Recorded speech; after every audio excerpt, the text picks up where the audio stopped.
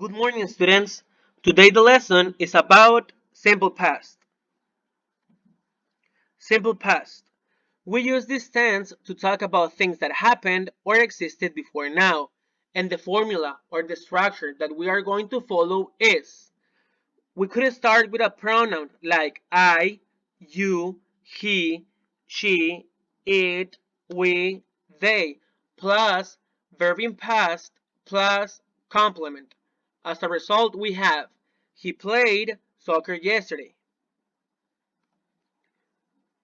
In the simple past, we work with regular verbs and irregular verbs. And I am going to start explaining regular verbs.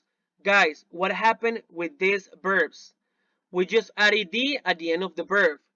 And the rules that I have today are, the first one says, when the verb ends in E, we just add the letter D. Example, love, loved. The second rule says, when the verb ends in Y, we change the Y for I and we add ed. Example, cry, cried. The last rule says, when the verb ends in consonant, vowel consonant, we double the last consonant and we add ed. Example, admit, admitted. Irregular verbs. Irregular verbs change their entire form and you must memorize them. And the examples that I have today are eat, ate, go, went, get, got, do, did, become, became, begin, began. Guys, if you click on the text between the charts, it will take you to a website with a list of many more irregular verbs.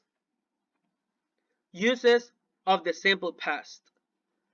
A single action that happened only once. Example, he visited his family last weekend. A series of actions happening after one another. He came in, took off his coat, and sat down. And an action interrupting an ongoing action. When I was having breakfast, the phone suddenly rang. Time expressions. What are time expressions, guys? We use this in simple past tense. And time expressions help us to understand exactly when the action happened. Expressions can appear at the beginning, like in the example, yesterday I went to school. Also, time expressions can appear at the end, like in the example, I went to school yesterday. And the examples that we have today are an hour ago, yesterday, last week, in the morning, recently, and 2 days ago. I've already sent you 2 different activities and I'm going to explain them. In the first one, what are you going to do, guys? You are going to read a story and fill in the gaps with an irregular verb in the simple past tense. The verbs will be in a list at the beginning of the activity. Remember that each verb can be only used once and they are not in order. In the second activity, you are going to rewrite the sentences changing the verb in parentheses to its simple past form. And the example that we have says, Teacher Marco, parentheses, go to Las Vegas with his family last weekend.